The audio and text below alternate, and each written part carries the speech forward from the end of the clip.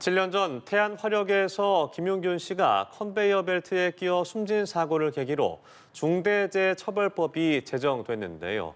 하지만 지난달 같은 곳에서 노동자가 끼임 사고로 숨지는 등 재해가 반복되고 있습니다. 법 제정 이후에도 처벌은 제대로 이루어지지 않는다는 노동계 지적 속에 정부는 무관용 원칙을 적용을 예고했습니다. 김태욱 기자입니다. 손전등 불빛에 의지해 홀로 태안화력발전소 곳곳을 살피던 20대 하청업체 노동자 김용균 씨.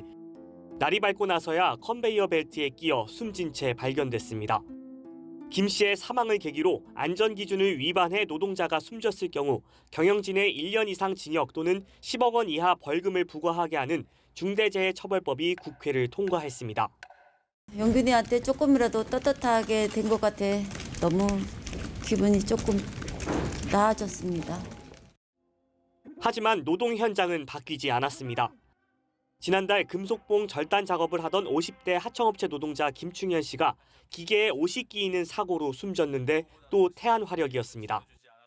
노동계는 중대재해가 반복되는 원인으로 원청이 하청에 위험 업무를 맡겨 법과 처벌에서 벗어나는 위험의 외주화를 지목합니다.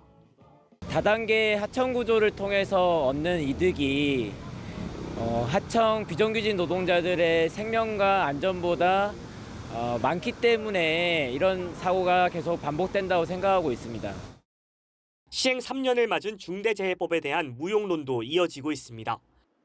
실제로 법이 우선 적용된 50인 이상 사업장의 사망자는 법 시행 이전인 2021년 248명에서 지난해 250명으로 오히려 2명 늘었습니다. 그러나 지난해 6월까지 사업주가 기소된 것은 51건, 이 중 법원에서 최종 유죄 판결이 내려진 것은 17건이었고 징역형 등 실형 선고는 2건에 그쳤습니다. 김용균 씨 사망 당시 원청 대표였던 김병숙 전 서부발전 사장 역시 지난 2023년 대법원에서 최종 무죄를 확정받았습니다. 이런 가운데 김영훈 고용노동부 장관은 취임 다음 날 안전한 일터 프로젝트를 내걸고 후진국형 사고를 낸 책임자에 대한 무관용 원칙, 즉 처벌 강화를 예고했습니다.